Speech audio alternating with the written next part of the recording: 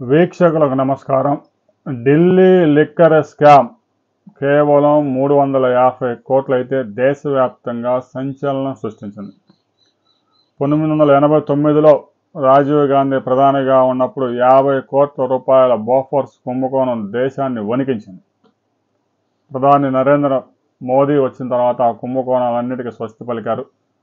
మన్మోహన్ సింగ్ పరిపాలనా కాలంలో 2G spectrum కుంభకోణం దేశవ్యాప్తంగా తీవ్ర ఆందోళన దారితీసింది.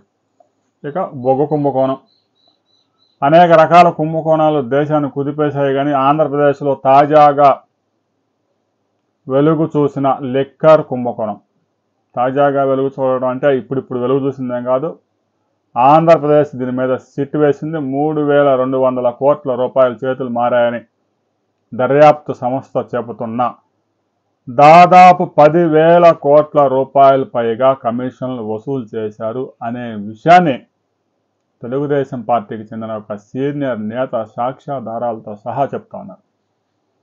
2019లో వైసీపీ అధికారంలోకి వచ్చిన తర్వాత ఈ లిక్కర్ షాపుల్ని టెండర్ విధానం ద్వారా అప్పగించే విధానాన్ని రద్దు చేసి ప్రభుత్వమే మందు అమ్మే బాధ్యతను తీసుకుంది. కేరళ అక్కడికి ఇక్కడికి వెళ్ళి ఒక బృందం వెళ్ళి పరిశీలన కూడా చేశారు. ఇక రావడమే ఆంధ్రప్రదేశ్లో ఉన్న డిస్టిలరీలు, ఈ పిచ్చి మందు తయారు చేసే డిస్టిలరీలు అన్నింటినీ స్వాధీనం చేసుకున్నారు. జాతీయ అంతర్జాతీయ బ్రాండ్స్ రద్దు చేశారు. ఆ డిస్టిలరీ నుంచి నేరుగా ప్రభుత్వ సారాయి దుకాణాలకు తీసుకొచ్చి సరుకు క్యాష్తో అమ్మారు.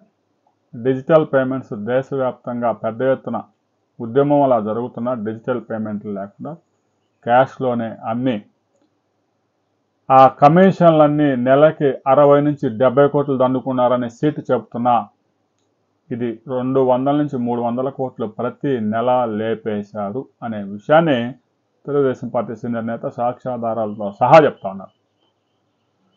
ఇక కరోనా సమయంలో 40 రోజులు మందు షాపులు కూడా మూసివేశారు. ఆ సమయంలో 40 లక్షల సేల్స్ ఏదైతే బాటిల్ కర్టన్స్ ఉన్నాయో 40 లక్షల బ్యారెల్స్ దాదాపుగా సేల్స్ పడిపోయాయని చెప్తా ఉన్నారు.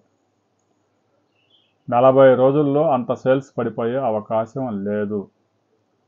కంపెనీ తయారీదారుల నుంచి నేరుగా డిపోలకు వెళ్లకుండా, అక్కడ లేబులింగ్ చేయకుండా, స్కాన్ చేయకుండా నేరుగా షాపులకు తీసుకొచ్చి అమ్ముకొని 10,000 కోట్ల రూపాయలు పైగా లేపేశారు అనే విషయాన్ని తేల్చాలి. దీని మీద సిబిఐ, ఈడీ రంగంలోకి దిగాల్సిన అవసరం ఉంది అని ఆయన డిమాండ్ చేస్తూ ఉన్నారు టీడీపీ సీనియర్ నేత చంద్రమోహన్ రెడ్డి.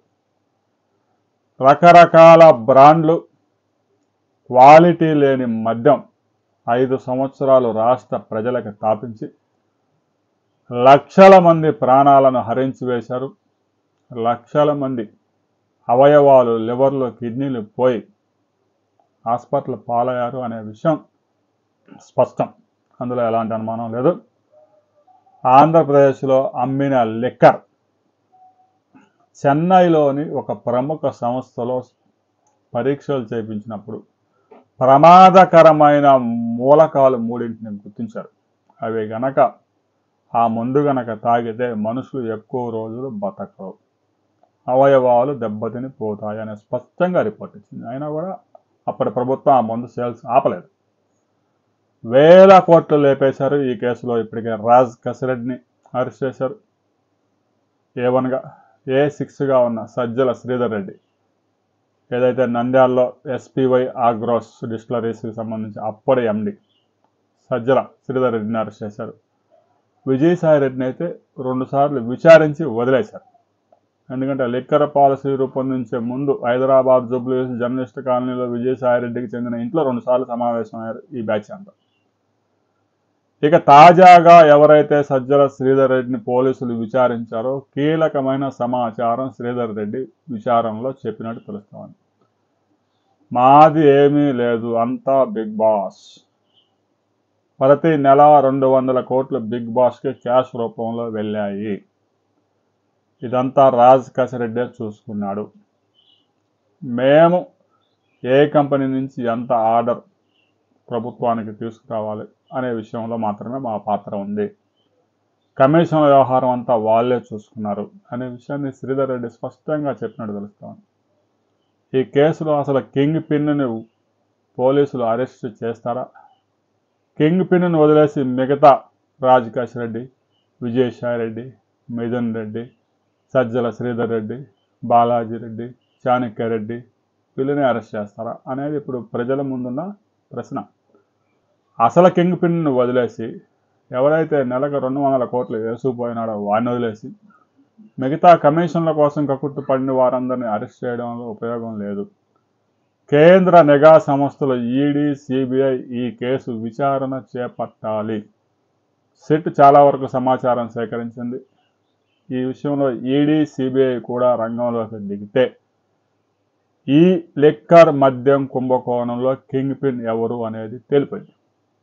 సామాన్య పౌరుని అడిగినా కూడా కింగ్ పిన్ ఎవరో చెప్తారు. కానీ సిట్ ఆ కింగ్ పిన్ పేరు బయటికి తీసుకొచ్చే సాహసం చేస్తుందా లేదా అనే విషయం కొద్ది రోజుల్లోనే తెలిపింది. దీని మీద మరిన్ని వివరాలు మరో వీడియోలో తెలుసుకున్నాం. ఈ లిక్కర్ కుంభకోణంలో మరొక కీలక వ్యక్తి కూడా అరెస్ట్ కాబోతా ఉన్నారు అని ప్రచారం సాగుతూ ఉంది.